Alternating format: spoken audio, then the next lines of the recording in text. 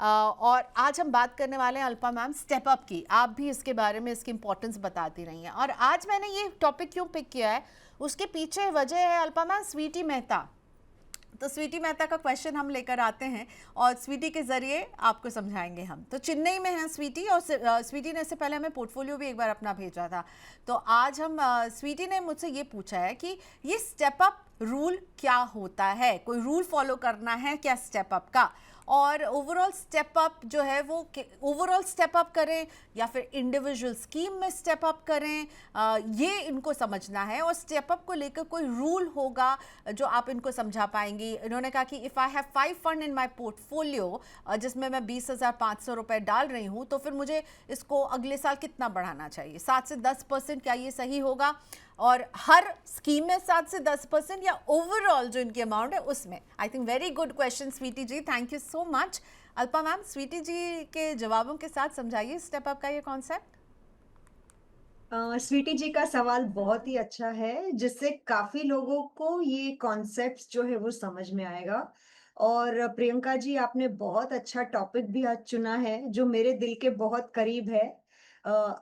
Actually हमारे देश में जितनी भी एसआईपी हो रही है आज की तारीख में, मीन 100 में से सिर्फ 12 लोग हैं जो स्टेप अप, टॉप अप, या हम इसको एसआईपी बूस्टर भी बोलते हैं, वो कर रहे हैं। यानी कि काफी लोग अभी भी ये कॉन्सेप्ट को पूरी तरह से इनका फायदा नहीं उठा रहे हैं। तो मेरे ख्याल से आज के ये शो के बाद प्रियंका जी ये बहुत अच्छी तरह से समझ लेंगे और कर लेंगे। अब स्वीटी जी के 3 सवाल हैं, मैं तीनों सवाल का जवाब स्टेप बाय स्टेप, जैसे हम स्टेप अप की बात कर रहे हैं वैसे स्टेप बाय स्टेप समझाना चाहूँगी। पहले तो क्या होता है ना स्वीटी जी कि क्यों एसआईपी करना चाहिए वो तो आपको पता है, क्योंकि इसमें बहुत सारे फायदे हैं। रूपी कॉस्ट एवरेजिंग बेनिफिट मिलता है, पावर ऑफ कंपाउंडिंग मिलता है, प्रॉपर एसेट एलोकेशन हो जाता है। लेकिन बहुत सारी ऐसी चीजें हैं जो हमें स्टेप अप से मिलती है। स्टेप अप का जो मतलब है वो है हर साल, जैसे ऑलरेडी प्रियंका जी ने समझा दिया, कि हमें थोड़ा या तो अमाउंट बढ़ाना चाहिए हमारे एसआईपी का, या तो हमें परसेंटेज बढ़ाना चाहिए। अब जब हम ये करते हैं ऑटो पायलट मोड पे या सिस्टम ड्रिवन मोड पे, तो इससे हम इन्फ्लेशन का जो बीटिंग होता है वो बहुत जल्दी कर सकते हैं। हमारे पैसे बहुत जल्दी बढ़ सकते हैं, वो भी मैं आपको समझाऊंगी। और तीसरी चीज जो है कि जो भी चीज हम प्रोसेस ड्रिवन कर देते हैं ना, जिसमें ह्यूमन इंटरवेंशन नहीं होता है, वो बहुत अच्छी तरह से इसका हमें फायदा होता है। और ऑपरेशनली भी एक ही बार आपको ये करना है और फिर हो गया। तो स्टेप अप के फायदे तो मैंने आपको बहुत सारे समझा दिए। अब जो आपका सवाल था कि क्या मैं ये स्कीम वाइज कर सकती हूँ या टोटल मुझे अमाउंट पे स्टेप अप करना चाहिए, या मैं कितना करना चाहिए? तो मेरे हिसाब से आपको ये अपने एसेट एलोकेशन को ध्यान में रखते हुए, यूजुअली अगर आप मंथली एसआईपी करते हो, तो स्कीम स्पेसिफिक टॉप अप करना थोड़ा सा समझदारी होगा। क्योंकि काफ़ी हद तक हमें ये समझना बहुत ज़रूरी है कि हमारे जो शॉर्ट टर्म, मीडियम टर्म और लॉन्ग टर्म गोल है, उसके हिसाब से हमें वो स्कीम में कितना स्टेप अप करना चाहिए ताकि हमें फ्यूचर में कितना पैसा वापस मिलेगा। तो मेरा ये सजेशन रहेगा स्वीटी जी आपको कि आप स्कीम वाइज़ स्टेप अप करिए, और ऐसा ज़रूरी नहीं है कि 10% ही करना चाहिए या 5% ही करना चाहिए। आपको कितना पैसा कितने साल के बाद कौन से अपने गोल को अचीव करने के लिए चाहिए, और उसमें टेंटेटिवली कितना रिटर्न्स आपको मिलेगा जो स्कीम आप सिलेक्ट कर रहे हो उसके बेसिस पे, ये सब ध्यान में रखते हुए आपको अपने हिसाब से 10%, 15%, 20% जितना आप कर सकते हो वो स्कीम में आपको करना चाहिए। जरूरी नहीं है कि सारे स्कीम्स में करना चाहिए। फॉर एग्जांपल, अगर आपने लिक्विड म्यूचुअल फंड में एसआईपी किया है जो आपके इमरजेंसी फंड के लिए है, तो उसमें आप स्टेप अप ना भी करो तो चल जाएगा। लेकिन अगर आपने अपना रिटायरमेंट प्लानिंग के लिए एसआईपी किया है जो 15-20 साल के बाद आपको उसका पैसा आने वाला है, तो आपको उसमें प्रॉपर्ली 10, 15, 20% तक स्टेप अप करना बहुत ज़रूरी होता है। तो ये मैंने आपको समझा दिया। दूसरी चीज़ यहाँ पे ये है कि अगर आपने कैन अकाउंट खोला है, कॉमन अकाउंट नंबर अकाउंट खोला है, तो उसमें आप अ, एग्ज़िस्टिंग एसआईपी में स्टेप अप नहीं कर पाओगे। तो आपको जो है अपनी एग्ज़िस्टिंग एसआईपी स्टॉप करनी पड़ेगी, और फिर नई एसआईपी में ये स्टेप अप करना ज़रूरी हो जाता है। तो अगर आप प्लेटफ़ॉर्म्स के थ्रू कर रहे हो यानी कि ग्रो है, पेटीएम है, ज़ीरोधा है, ईटी नाउ के जो प्लेटफ़ॉर्म्स है उसमें आप जाके अपने एग्ज़िस्टिंग एसआईपी में भी एडिट एसआईपी में जो एक फ़ीचर होता है वहाँ पे जाके आप स्टेप अप कर सकते हो। लेकिन अदरवाइज़ आपको ये पॉसिबल नहीं होगा। तो ओके, और मेरे स्टेप अप ख़्याल के से मैंने फायदे, शायद आपके अल्पा मैम, जिसके लिए आपने एक चार्ट बनाया है, मैं अपनी टीम से कहूंगी कि वो चार्ट लेकर आए, और अल्पा मैम ने बहुत ही ब्यूटीफुली 3 केस के साथ हमें समझाया है कि 5,000 की सिप आपके लिए विद स्टेप अप और विदाउट स्टेप अप क्या कमाल कर सकती है। तो ये चार्ट हमारे सामने है और हम देख रहे हैं विद स्टेप अप जो है 5,000 जब रमा कर रही हैं, 5,000 की सिप 30 साल तक कर रही हैं, तो अनुमानित रकम जो उनकी बन रही है 12% के एक रिटर्न एस्टिमेट पर, वो कुछ 1.25 करोड़ है। लेकिन वही जहाँ स्टेप अप किया तो 4 करोड़ 40 लाख रुपए जमा कर रही हैं। सो मैम, मैं चाहूँगी आपने ये हमारे लिए जो कैलकुलेशन किया है इसको थोड़ा सा समझाइए, क्या हो रहा है विथ स्टेप अप, और 10% का स्टेप अप कितना कमाल कर रहा है आपके कॉर्पस के लिए।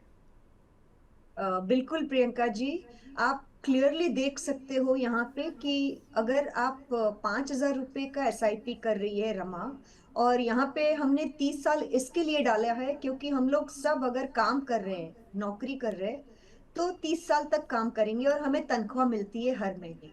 तो एक यहाँ पे एजम्पशन लिया है, और आप क्लियरली देख सकते हो कि 3 दोस्तों का यहाँ पे मैंने उदाहरण लिया है, और तीनों की उम्र सही है, तीनों को 12% सीएजीआर रिटर्न मिला है।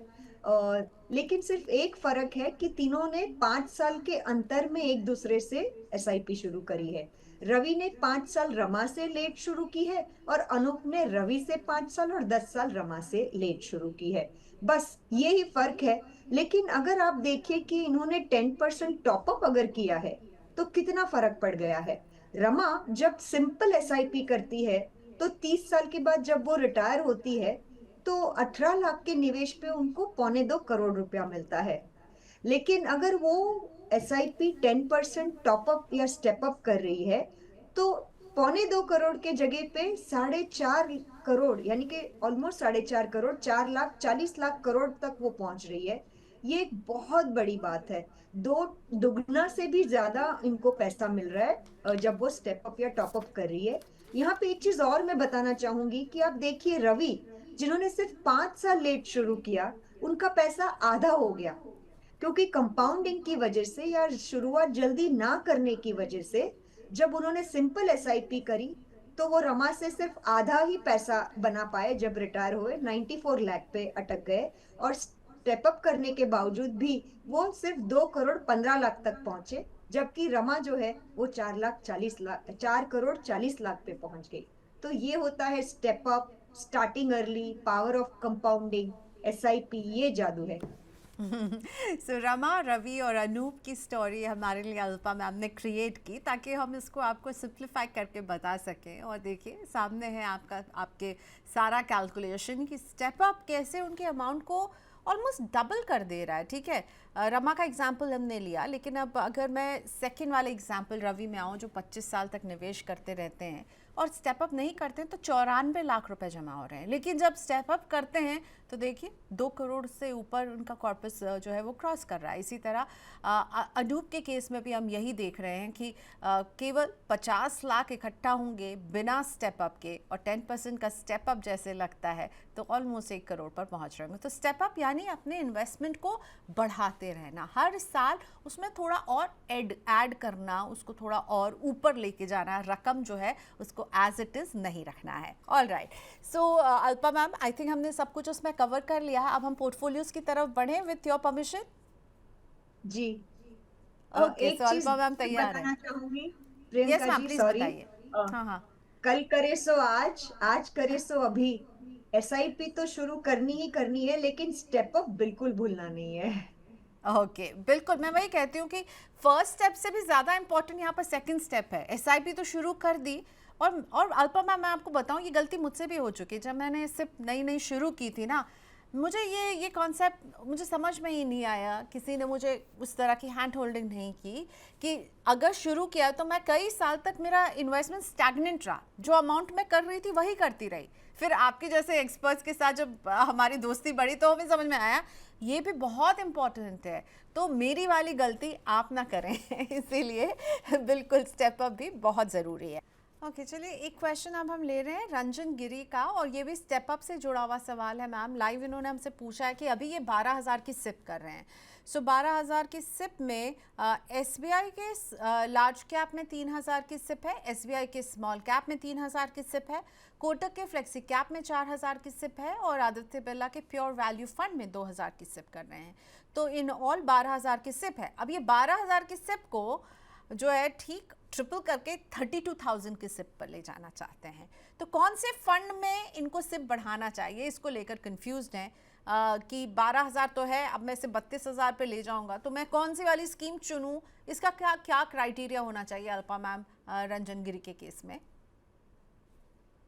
रंजन गिरी जी, सबसे पहले मुझे ये लग रहा है कि जो वैल्यू फंड है ना आपका, आदित्य बिरला वैल्यू फंड, वो अगर आप लार्ज कैप में या आदित्य बिरला 95 हाइब्रिड फंड में स्विच कर दे तो बेटर रहेगा आपके लिए।